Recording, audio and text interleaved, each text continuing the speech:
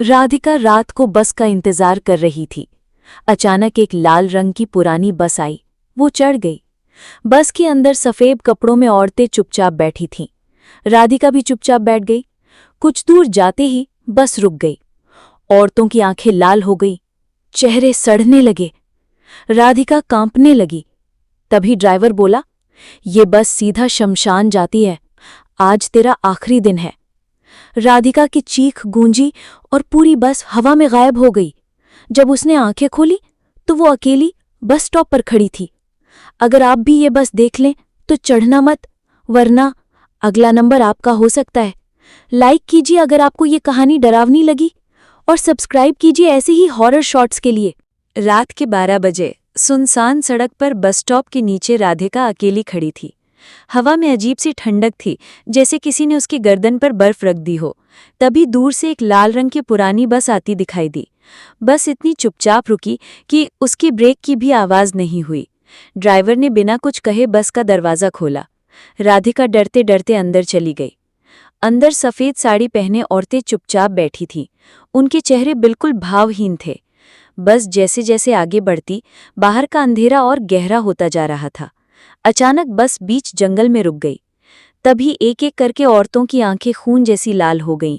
उनके चेहरे पिघलते मांस की तरह सड़ने लगे और उनमें से किसी ने फुसफुसा कर कहा, "अब तेरी बारी है।" राधिका की सांसें तेज हो गईं। ड्राइवर ने पीछे मुड़कर कहा, "ये बस सीधे शमशान जाती है। आज तेरा आखिरी सफर है।" राधिका ने पूरी ताकत से चीख मारी। उसकी चीख जैसे हवा को चीर गई और अगले ही पल बस और उसमें बैठे सब लोग हवा में गायब हो गए। जब उसने आंखें खोली, वो फिर से उसी बस स्टॉप पर अकेली खड़ी थी, जैसे कुछ हुआ ही ना हो। लेकिन उसके हाथ अब भी ठंडे थे और कलाई पर किसी अदृश्य उंगली के निशान थे। किसान और बंदर मछली पकड़ रहे होते हैं कि अचानक उनकी जाल में जलपरी फंस जाती है। दोनों देखकर हैरान हो जाते हैं। किसान उसे पिंजरे में कैद कर घर ले आता है। बंदर को दया आती है। जब किसान सो रहा होता है तब बंदर चुपके से जलपरी का पिंजरा खोल आज़ाद कर देता है। और आप लोगों ने अभी तक लाइक सब्सक्राइब नहीं किया तो कर दीजिए। एक शांत ठंडी रात थी। गांव के किनारे बनी पुरानी लाइब्रेरी में एक बूढ़े वैज्ञानिक प्रोफेसर दत्त अकेले बैठे थे। उनकी मेज पर रखी थी एक चमकती हुई लाल रंग की बोतल, एम्बर फिज। ये कोई आम सोडा नहीं था। कहा जाता था कि ये ड्रिंक पीने वाले को कुछ पल के लिए अतीत की झलक देखने की शक्ति देती है। प्रोफेसर ने कांपते हाथों से बोतल को खोला, बर्फ के टुकड़े वाले क्रिस्टल ग्लास में डाला और एक नींबू के छिलके के साथ धीरे धीरे चखने लगे। अचानक उनकी आंखें चमक उठी।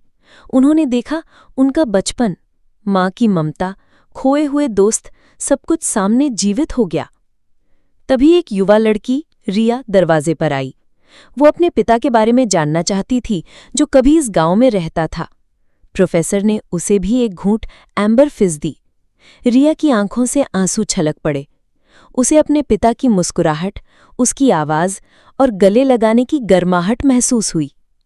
एम्बर फिज ने दो अनजान दिलों को जोड़ दिया, एक बूढ़ा प्रोफेसर, एक जिज्ञासु लड़की और एक बोतल जो सिर्फ स्वाद नहीं, यादें भी देती थी।